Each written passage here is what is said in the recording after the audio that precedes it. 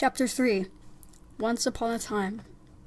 Despereaux's siblings tried to educate him in the ways of being a mouse. His brother Furlough took him on a tour of the castle to demonstrate the art of scurrying. "Move side to side," instructed Furlough, scrambling across the waxed castle floor.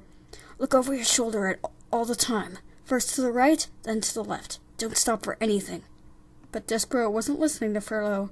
He was staring at the light pouring in through the stained glass windows of the castle. He stood on his hind legs and held his handkerchief over his heart and stared up, up, up into the brilliant light. "Furlough," he said, "what is this thing? What are all these colors? Are we in heaven?" "Cripes!" shouted Furlough from a far corner. "Don't stand there in the middle of the floor talking about heaven. Move! You're a mouse, not a man. You've got to scurry." "What?" said Despereaux, still staring at the light. But Furlough was gone. He had, like a good mouse, disappeared into a hole in the molding. Despereaux's sister, Merlot, took him into the castle library, where lights came streaming in through tall, high windows and landed on the floor in bright yellow patches. "Here," said Merlot, "follow me, small brother, and I will instruct you on the fine points of how to nibble paper." Merlot scurried up a chair, and from there hopped onto a table on which there sat a huge open book. "This way, small brother," she said as she crawled onto the pages of the book. And Despereaux followed her from the chair, to the table, to the page. "Now then," said Merlot, "this glue here is tasty, and the paper edges are crunchy and yummy, like so." She nibbled the edge of a page, and then looked over at Despereaux.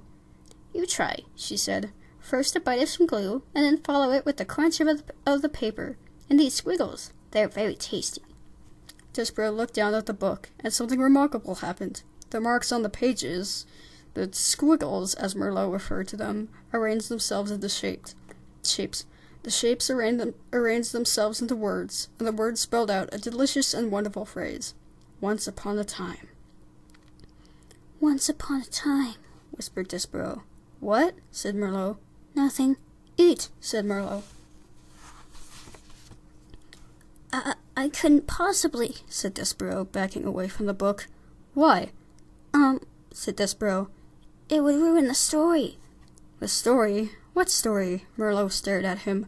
A piece of paper trembled at the end of one of her indignant whiskers. "It's just like Pa said when you were born. Something is not right with you." She turned and scurried away from the library to tell her parents about this latest disappointment. Despereaux waited until she was gone, and then he reached out and, with one paw, touched the lovely words, "Once upon a time." He shivered. He sneezed. He blew his nose into his handkerchief. "Once upon a time," he said aloud, relishing the sound, and then, tracing each word with his paw, he read the story of a beautiful princess and the brave knight who serves and honors her. Despereaux did not know it, but he would need, very soon, to be brave himself. Have I mentioned that beneath the castle there was a dungeon? In the dungeon there were rats. Large rats. Mean rats. Despereaux was destined to meet those rats. Reader, you must know that an interesting fate, sometimes involving rats, sometimes not, awaits almost everyone, mouse or man, who does not conform.